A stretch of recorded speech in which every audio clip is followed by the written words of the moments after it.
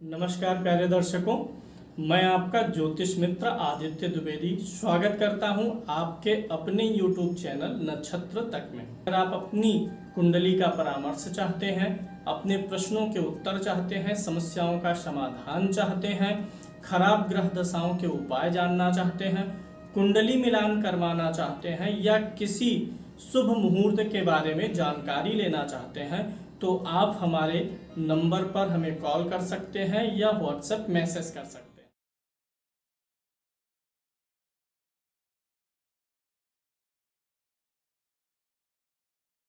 बृहस्पति ग्रह के द्वादश भाव फल के बारे में बताएंगे। बारहों घर में बृहस्पति का क्या प्रभाव होगा, शुभ और अशुभ बृहस्पति की पहचान और उपाय, हंस योग, बृहस्पति के द्वारा बनने वाला दारिद्र्य योग, बृहस्पति का रत्न मंत्र दान और संबंधित रोग, और 2, 5, 7, 11 भावों में विशेष हानि का सिद्धांत क्या है। बृहस्पति महाराज कारक होते हैं धन के, पुत्र के, ज्ञान के, चर्बी, लीवर और मुख रोग में भी इनका महत्वपूर्ण स्थान होता है। सूजन शरीर में देते हैं। खासकर अगर बृहस्पति की लगन हो, धनु लगन हो तो मुख से संबंधित परेशानियां दे सकते हैं। स्वराशि इनकी होती है 9 नंबर और 12 नंबर अर्थात धनु और मीन राशि इनकी है 4 नंबर अर्थात कर्क पे उच्च के और 10 यानी मकर पे नीच के होते हैं। अगर आपकी कुंडली में 9 नंबर और 12 नंबर की गिनती पर बृहस्पति लिखे हैं तो अपने घर के हैं अर्थात अच्छा रिजल्ट देंगे। 4 नंबर की गिनती पर लिखे हैं तो अच्छा देंगे। 10 नंबर की गिनती पर हैं तो नीच हैं। शुभ फलों में कमी हो जाएगी और अशुभ फल बढ़ जाएंगे। बात करेंगे पहले इनके द्वादश भाव के फलों के बारे में। बृहस्पति महाराज किस घर में हो तो क्या रिजल्ट देंगे। बृहस्पति अगर लगन में हो, पहले घर में हो, ये पहला घर होता है, इसको आप मान लीजिए पहला घर, हमेशा ये पहला घर ही होता है। लग्न कुंडली में जो पहला चतुर्भुज होता है ये पहला घर, ये दूसरा घर, तीसरा, ये चौथा घर, 5वां घर, 6वां, 7वां, 8वां, 9वां, 10वां घर, 11 और 12। ये जो गिनतियाँ लिखा है मैंने ये घर मानिए, इसको दूसरा तीसरा, ये राशियाँ नहीं हैं। यहाँ पर राशि के बारे में बात नहीं करेंगे, साधारण स्थान फल के बारे में बात करेंगे। अगर बृहस्पति किसी की कुंडली में पहले घर में लिखे हुए हों, अगर बृहस्पति 10 नंबर की गिनती पर होगा तो अशुभ फल देगा। बृहस्पति का नीच भंग होना चाहिए। 10 नंबर की गिनती पर नीच के होते हैं, नीच भंग मैं आगे बताऊंगा। बृहस्पति अगर किसी की कुंडली में पहले घर में लिखे हों तो ऐसा व्यक्ति धार्मिक, आध्यात्मिक, धर्म कर्म जानने वाला, ज्योतिष जानने वाला, वेद पुराणों में रुचि रखने वाला होता है। ऐसा व्यक्ति दीर्घायु भी होता है। लगन में ही बृहस्पति महाराज हैं, किसी भी केंद्र में होंगे, पहले, चौथे, 7वें, 10वें में, तो आयु की वृद्धि करेंगे। और ऐसा व्यक्ति कार्यपरायण होता है अर्थात अपने कार्यों को जिम्मेदारी से निभाता है, अपने कार्यों को जिम्मेदारी पूर्वक करना चाहता है। विद्वान होगा और ऐसा व्यक्ति अस्पष्ट वक्ता होगा, राजमान्य और धर्मात्मा होगा, जीवन में सुख साधन मिलेंगे। अगर दूसरे घर में बृहस्पति महाराज हैं तो क्या रिजल्ट देंगे। दूसरे घर में बृहस्पति का फल शुभ नहीं होता है, धन संबंधी परेशानियां दे देते हैं। पढ़ी हुई शिक्षा जीवन में उपयोग में नहीं आ पाती है। व्यक्ति पढ़ाई और करता है और उसका कार्य व्यवसाय किसी अन्य क्षेत्र में होता है। अभी इसके बारे में एक सिद्धांत मैं स्पष्ट करूंगा।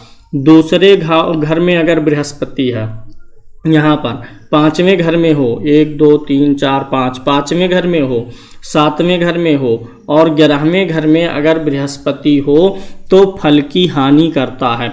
अगर बृहस्पति दूसरे में, 5वें में, 7वें में, 11वें में अकेला होगा तो उस घर के फल को नष्ट करेगा।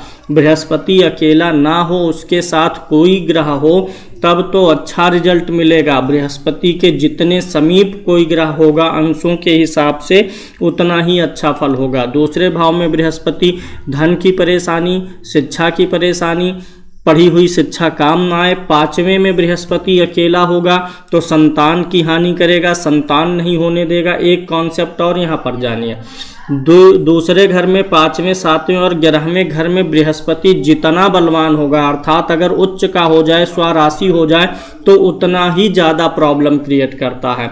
अगर 5वें घर में बृहस्पति अकेला पड़ जाए और 4 नंबर की गिनती पर हो, अर्थात इन घरों में 5, 7, 10, 11 में बलवान बृहस्पति नुकसान देता है।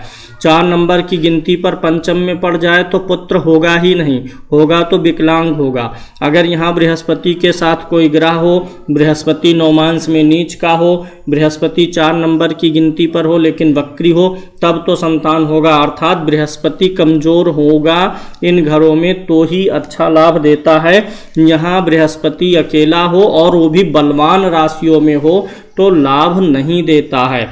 कारक ग्रह कारक भाव के फल को नष्ट करते हैं, ये सिद्धांत लागू हो जाता है। अगर बृहस्पति तीसरे घर में होंगे तो क्या सामान्य फल देंगे? दूसरे घर में हानि ही करेंगे, इसलिए दूसरे घर में किसी के साथ होना जरूरी है। और दूसरे 5वें 7वें ग्रह में बृहस्पति उच्च ना हो तो ही अच्छा है। तीसरे भाव में अगर बृहस्पति होंगे तो क्या रिजल्ट देंगे? तीसरे भाव में जितेंद्रिय बनाएंगे, व्यक्ति का अपने मन पर, अपनी इंद्रियों पर कंट्रोल रहेगा, शास्त्रज्ञ होगा, शास्त्रों को जानने वाला। तृतीय भाव लेखन का भी होता है और पत्रकारिता का होता है, तो व्यक्ति लेखन या पत्रकारिता आदि के कार्यों से धन कमाएगा, ऐश्वर्यवान होगा और स्त्री का प्रिय होगा, स्त्री का भला करने वाला होगा, क्योंकि 5वीं दृष्टि 7वें घर पर पहुंचेगी तो स्त्री का भला करने वाला होगा। और ऐसा व्यक्ति जो है विदेश जाने को आतुर होगा और देश भर में भी यात्राएं इसकी होंगी और वाहन का सुख जरूर देते हैं बृहस्पति तीसरे भाव से। चतुर्थ भाव में बृहस्पति महाराज अगर हैं, चौथे घर में बृहस्पति हो तो शरीर सुंदर देते हैं और चूंकि केंद्र स्थान है, दशम पे दृष्टि डालते हैं, तो ऐसा व्यक्ति धर्म, कर्म, शास्त्र और ज्योतिष आदि का भी जानकार होता है। ऐसे व्यक्ति को ज्योतिष आदि का अच्छा योग बन जाता है, ज्योतिष का जानकार ऐसा व्यक्ति होता है। अगर चौथे भाव में बृहस्पति हैं तो आयु को भी लंबी करते हैं और खर्चे को भी बढ़ाते हैं। ऐसे व्यक्ति के अंदर दानशीलता आती है। 12वें भाव को शुभ ग्रह देखेगा बृहस्पति खासकर, तो ऐसा व्यक्ति दानशील स्वभाव का होगा। 5वें भाव में बृहस्पति हो तो संतान के लिए अच्छे नहीं होते हैं, बुद्धि अच्छी देते हैं, धार्मिक बनाते हैं, ज्योतिषी बना सकते हैं, सट्टे से धन लाभ करवा सकते हैं, शेयर मार्केट से धन लाभ करवा सकते हैं, नीति विशारद बनवाते हैं, लेकिन संतान के लिए अच्छे नहीं होते हैं। अगर बृहस्पति 5वें घर में हो और 10 नंबर की गिनती पर लिखे हों तो संतान बाधा नहीं देंगे। बृहस्पति 5वें घर में हो, 9 नंबर, 12 नंबर और 4 नंबर की गिनती पर हो तो संतान में प्रॉब्लम पैदा करेंगे। अगर ये 4 नंबर की गिनती पर हो लेकिन नौमांश में नीच के हो जाएं या वक्री हो तो संतान में प्रॉब्लम नहीं देंगे। लेकिन अकेले हैं, एक चीज़ तो पक्का जानिए, 4 नंबर की गिनती पर अगर व्यक्ति यहाँ पर अकेला बैठा है और वक्री नहीं है तो पुत्र संतान नहीं देगा। और बहुत सारी कुंडलियों में बृहस्पति पंचम में होता है तो संतान डिसेबल्ड होती है, मतलब विकलांग या असक्षम संतान का योग बन जाता है। 6वें भाव में गुरु होंगे, 6वें भाव में गुरु हो तो ऐसा व्यक्ति मधुरभाषी होगा, फिर से ज्योतिष और धर्म कार्यों के प्रति जो है इंटरेस्ट बढ़ेगा, उदार होगा, विद्वान होगा, सुकर्मरत रहेगा और ऐसा व्यक्ति जो है लोगों से मित्रता करना पसंद करता है, शत्रुओं को भी मित्र बनाता है, शत्रुओं का दमन करना भी पसंद नहीं करता है, उन्हें मित्र बना के रखना चाहता है। 7वें भाव में अगर गुरु महाराज बैठे हों, 7वें भाव का गुरु हो, अकेला होगा तो थोड़ा पत्नी के स्वास्थ्य को हानि पहुंचाएगा, लेकिन अगर अकेला नहीं है या बहुत बलवान नहीं है तो भाग्यवान बनाएगा, विद्वान बनाएगा, वक्ता बनाएगा, ज्योतिषी बनाएगा, धैर्यवान, स्त्री का प्रेमी और ऐसा व्यक्ति दूसरी स्त्रियों में भी जो है उसका रुझान बनता है। 8वें भाव के बृहस्पति होंगे तो आयु लंबी करेंगे और बुढ़ापा सुखी करेंगे और मृत्यु ज़्यादा कष्टकारी नहीं होती है। व्यक्ति कफ का रोगी होगा, कफ रोग के कारण मृत्यु का ज़्यादा चांस बनता है। दीर्घायु होंगे, शील संपन्न होता है, ऐसा व्यक्ति लज्जावान भी होता है। सुखी होगा, शांत, मधुरभाषी, विवेकी, धनी भी होगा। और ऐसे व्यक्ति को कभी कभी गुप्त रोग का भी चांस बनता है। और ऐसा व्यक्ति कभी कभी मित्रों के ऊपर धन अत्यधिक व्यय कर देता है, मित्रों के द्वारा धन हानि हो सकती है। 9वें भाव में अगर गुरु महाराज हैं तो ऐसा व्यक्ति अत्यंत धार्मिक स्वभाव का होगा। ऐसा व्यक्ति मृत्यु और जीवन और मृत्यु के बाद दोनों की स्थितियों का विचार करता है और मृत्यु को भी सुधारने का प्रयत्न करता है। बुद्धिमान होगा, भक्त होगा, वेदांती होगा, विद्वान होगा, पुत्रवान होगा, धैर्यवान होगा और देश देशांतर में धार्मिक यात्राएं करने वाला होगा। अगर बृहस्पति महाराज 10वें घर में विद्यमान हो तो 10वें घर में बृहस्पति का अच्छा रिजल्ट मिलेगा। धार्मिक होगा, ज्योतिष, पुरोहिताई, पांडित्य कार्य में निपुण होगा या बैंक या शिक्षा से संबंधित कार्यों में भी जुड़ेगा। गुरु महाराज का प्रभाव बैंक पर भी है, शिक्षा पर भी है। कुछ भी ट्रेनिंग पर्पस, पढ़ाना लिखाना, ज्योतिष, धर्म, कर्म, ये सारे कार्य बृहस्पति के कार्य क्षेत्र में आते हैं। तो 10वें भाव का बृहस्पति 4थे भाव को देखता है तो घर और वाहन का भी उत्तम सुख प्रदान करते हैं। धन भाव को देखते हैं, बैंक बैलेंस बढ़िया बनवाते हैं। रोग भाव को देखते हैं तो रोगों में भी वृद्धि करते रहते हैं। 11वें भाव में अगर गुरु हैं, 11वें भाव का गुरु 3रे भाव पर दृष्टि डालेगा, संतान भाव पर और पत्नी भाव पर, तो ऐसे व्यक्ति के यात्राएं सुखद होती हैं, पुत्र संतान अच्छी होती है और पत्नी के साथ रिश्ते अच्छे चलते हैं। अगर 7वें भाव का स्वामी अधिक खराब ना हुआ तो सामान्यतः दैनिक आमदनी जो होती है या मंथली इनकम वह बहुत अच्छी बृहस्पति महाराज देते हैं। 11वें भाव में हो करके अच्छा व्यवसायी भी बनाते हैं, 11वें भाव में हो करके संतोषी बनाते हैं, लेकिन संतान अधिक नहीं देते हैं। विद्वान बहु स्त्री युक्त भी करते हैं, एक से अधिक स्त्रियों में व्यक्ति का रुझान हो जाता है। 12वें भाव में अगर बृहस्पति होंगे तो ऐसे व्यक्ति के पास पैसा थोड़ा कम टिकेगा। ऐसा व्यक्ति ज्ञानी होगा, ऐसा व्यक्ति दानी भी होगा, ज्ञानी दानी दोनों होगा। और ऐसा व्यक्ति यात्रा में विश्वास करने वाला होगा और स्वभाव में थोड़ा आलसीपन भी बृहस्पति महाराज 12वें भाव में लाते हैं। ये तो बृहस्पति का सामान्य फलादेश हो गया कि किस भाव में बृहस्पति महाराज कैसा रिजल्ट देने वाले हैं।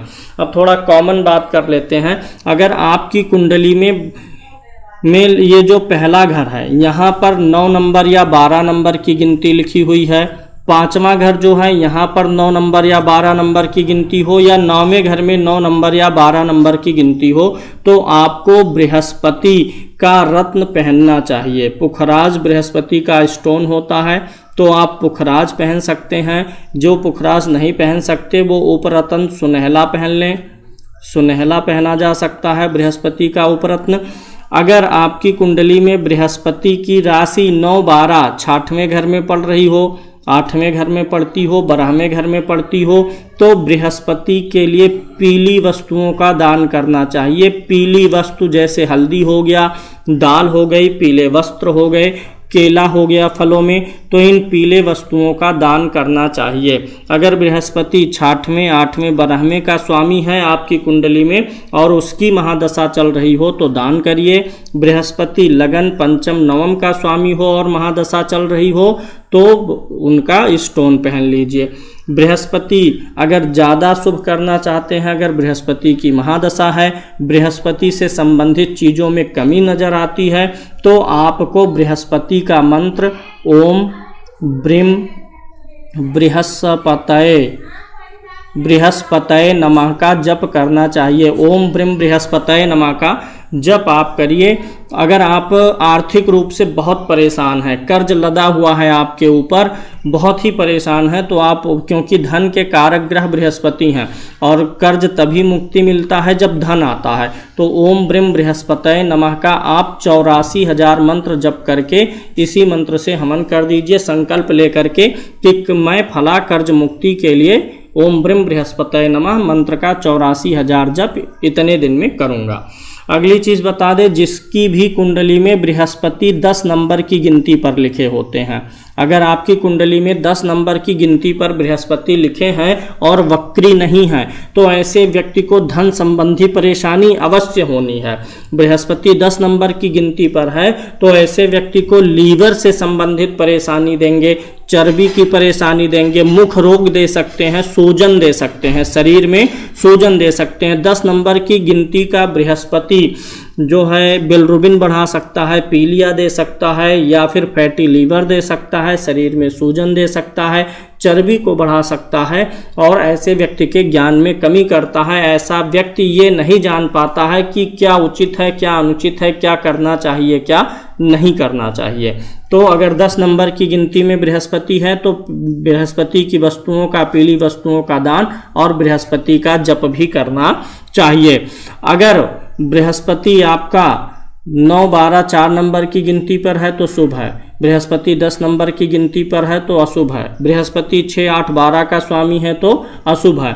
अगर बृहस्पति 9 नंबर, 12 नंबर और 4 नंबर की गिनती पर, 9 नंबर, 12 नंबर और 4 नंबर की गिनती पर होके पहले घर में, चौथे घर में, 7वें घर में या 10वें घर में अर्थात केंद्र में हो तो हंस नामक महापुरुष योग बनता है। ऐसा व्यक्ति यश, कीर्ति और प्रसिद्धि अवश्य पाता है।